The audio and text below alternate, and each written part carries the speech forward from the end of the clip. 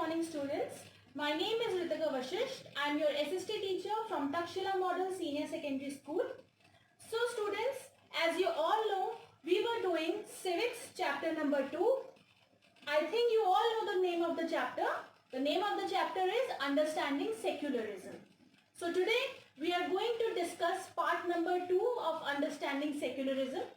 Before we start up with part number 2, we are going to rewind and revise part number 1 first and then step on to part number 2. So let us start, students. The first topic of part number 1 of this chapter is what is secularism. As you all know, secularism means that a country does not accept any religion as its official religion, which means जैसे हमारी country है India, वो कोई एक religion को official religion नहीं मानती है, which means कि ना ही वो हिंदुत्व को एक ऑफिशियल रिलीजन मानती है, ना ही मुस्लिम जो है उन्हें एक उनकी जो कम्युनिटी है उन्हें एक ऑफिशियल रिलीजन मानती है, which means that anybody is free to practice and profess any religion. कोई प्रॉब्लम नहीं है, कोई पाबंदी नहीं है किसी पे भी, कोई भी इंसान उसकी मर्जी का रिलीजन प्रैक्टिस कर सकता है. हमारी गवर्नमेंट उसके ऊपर कोई प्रेशर नहीं डालेगी that he or she should practice a particular religion. So this is all about the concept of secularism, which means a state does not adopt any particular religion as its official religion. For example, a country like India, right? So now let us move to our next topic, which is non-alignment of state to any religion. This means that the state does not intervene in any personal matters of any particular individual. Any individual is allowed to practice and profess his or her own religion. The state will not intervene in his personal matters. Also, the state does not promote any particular community in the country, right? But it protects minority, which means जो हमारी country है, जो हमारी country की government है, उसमें हर एक individual के पास राइट टू फ्रीडम होता है, जिसमें वो इंसान अपना रिलीजन प्रैक्टिस कर सकता है, प्रोफेस कर सकता है.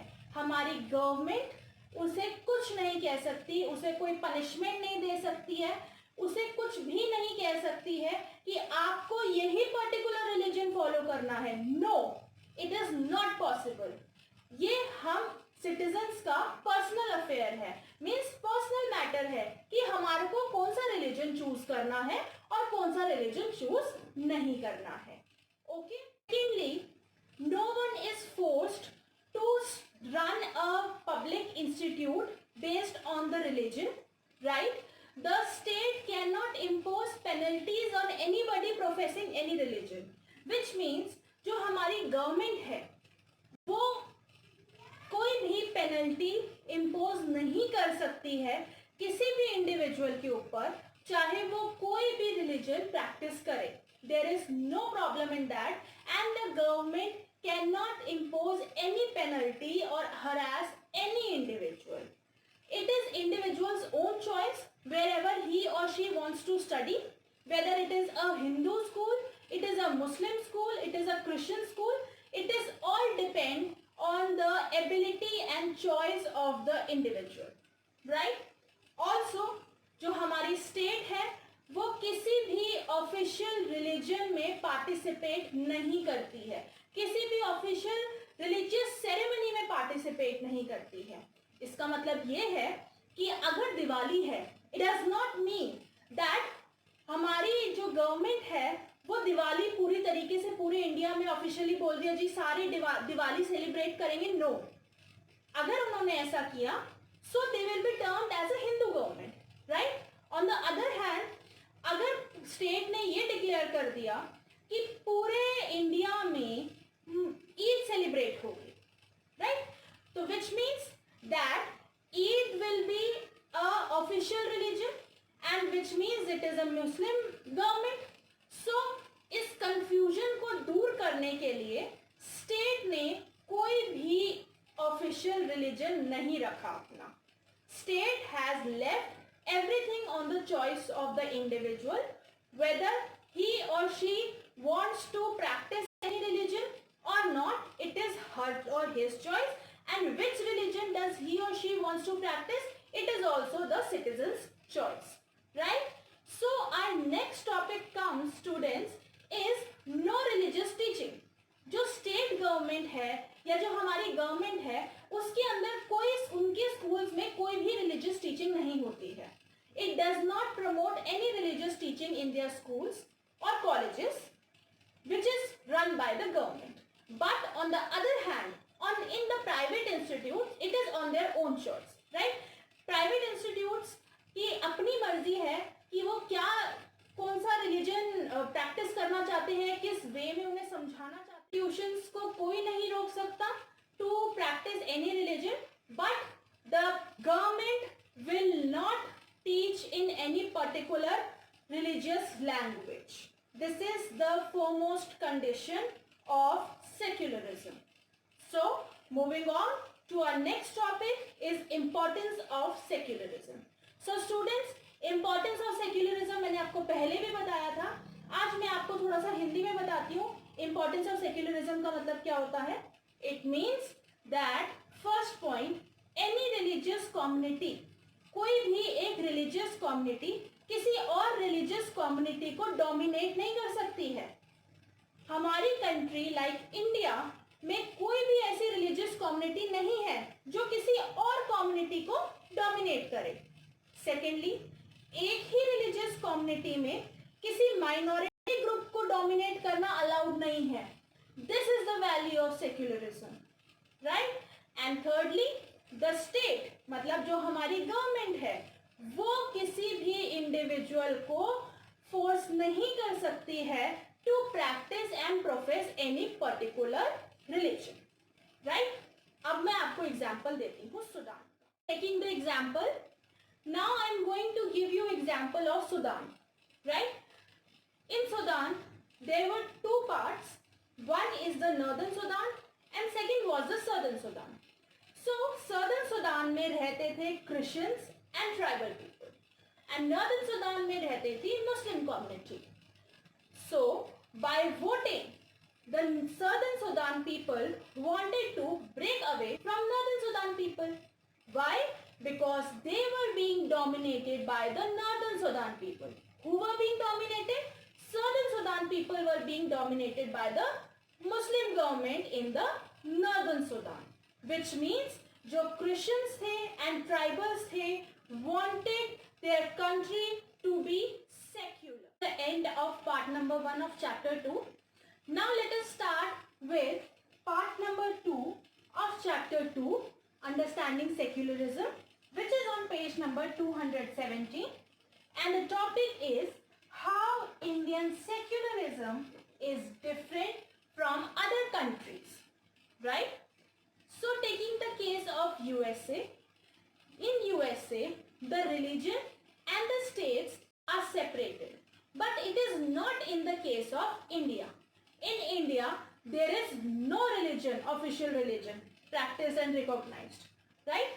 The government only intervenes when somebody's constitutional rights are being violated due to practicing of these religious ceremonies or religious rites, right? इसका मतलब ये है कि जो हमारी गवर्नमेंट है, जो यूएस की गवर्नमेंट है, पहले मैं यूएस की बात करती हूँ, जो यूएसए की गवर्नमेंट है उसमें जो रिलीजन है और जो स्टेट है दोनों सेपरेटेड है, राइट? लेकिन हमारी कंट्री इंडिया में कोई ऐसा रिलीजन है ही नहीं जो ऑफिशियली एक्सेप्ट किया गया है. गवर्नमेंट किसी के भी रिलीजियस मैटर में नहीं आती है, but only condition is that कि वो रिलीजन किसी और को वॉयलेट ना कर रहा हो या किसी और के कॉन्स्टिट्यूशन राइट्स को छीन ना रहा हो.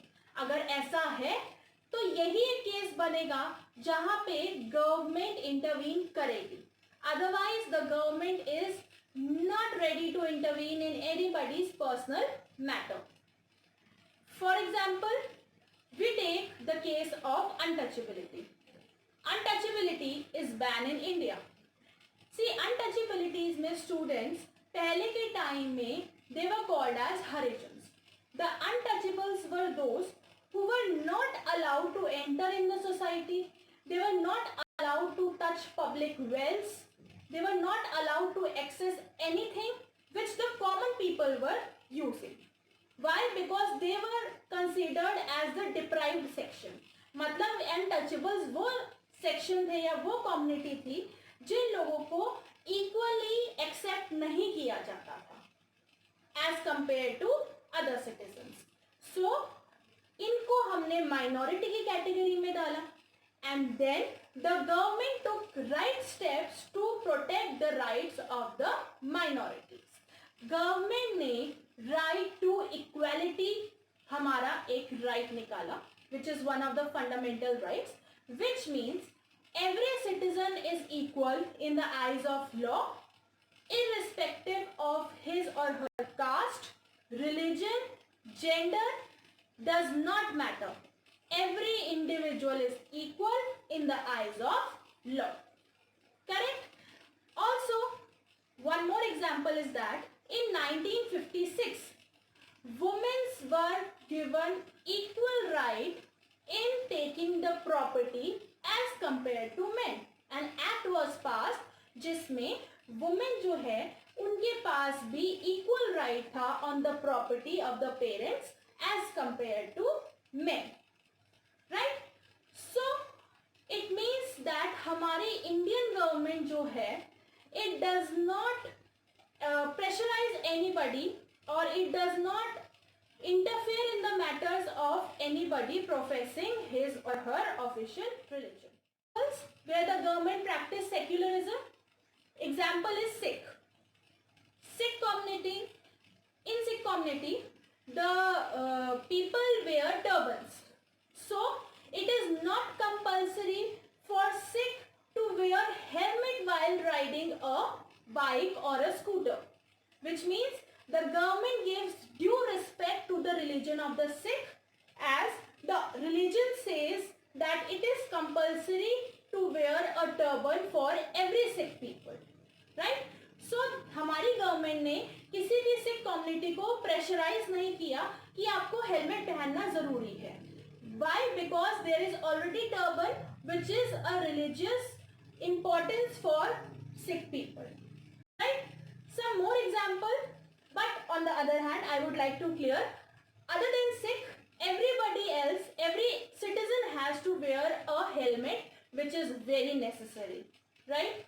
So moving on to some more examples, the government also declares some holidays as the national holidays like Diwali, Guru Purab, Eid and many more festivals you all know, which means the government gives freedom to every citizen to celebrate his or her own religion. That is why they have given off. That means they have given holiday on those particular religious festivals so that the citizens can enjoy their festival.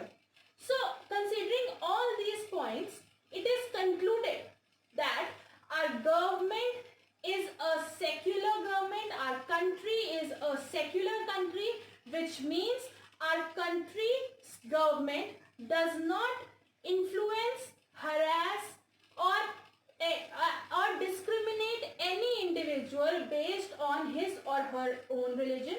The government gives freedom to every citizen to practice his or her own religion.